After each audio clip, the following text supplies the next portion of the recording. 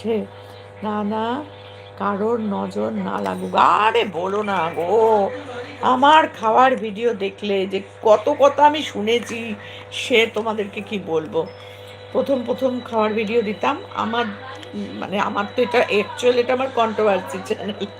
তো সবসময় আমি কন্ট্রোভার্সি করি না, যদিও করি না, কিন্তু সবাই ওই নামেই ডাকে। তো কিছু শত্রু বত্রু আছে আর কি, বুঝেছো।